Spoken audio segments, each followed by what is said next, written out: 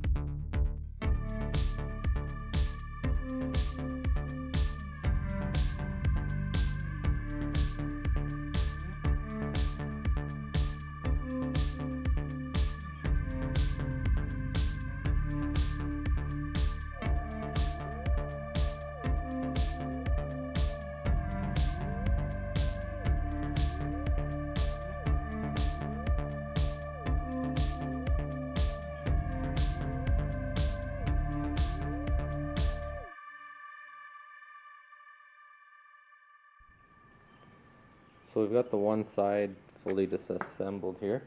Just doing a quick inspection, checking the manifold, make sure it's fine. So I've got a broken bolt, so that kind of sucks. If you look in the manifold, you can see a lot of carbon buildup. Not terrible, but there's definitely some. That's just the byproduct of the soot from the EGR and the oil mixing.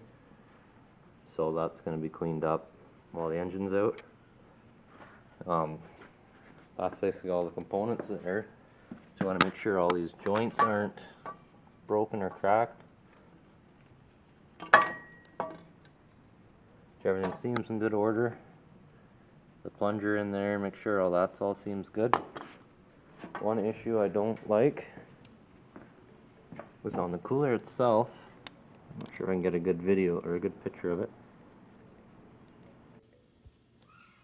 So I switched to my iPhone for this, but if you can see, it's kind of hard to hold the light and zoom, but there's little particles inside there, yellow particles, so I'm assuming my EGR cooler is leaking slightly. So I've only driven the car about 10 kilometers, so I don't know much of its history.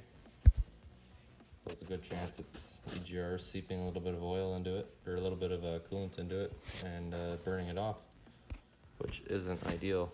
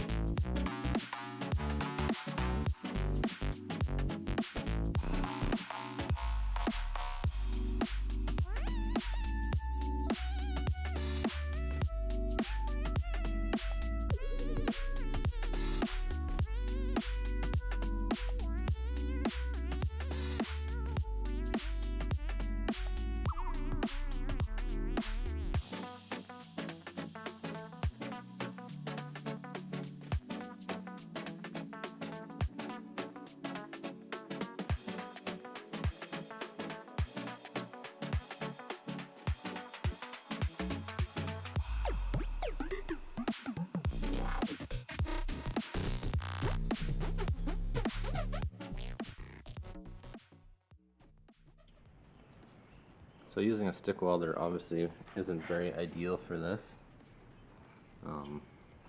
So welding a washer to the stud and then welding a bolt to the stud seemed to work the best.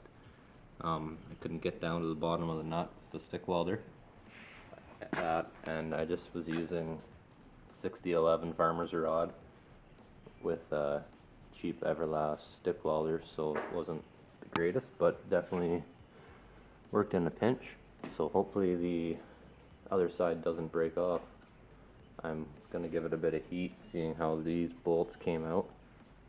So hopefully they just walk themselves out.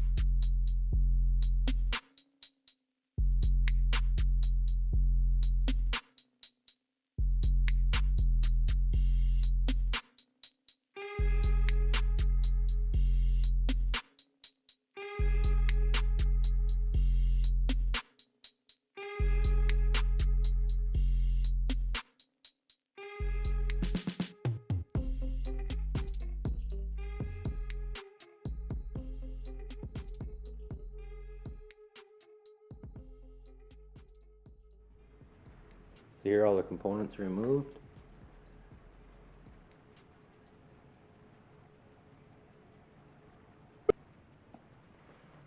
Pretty simple.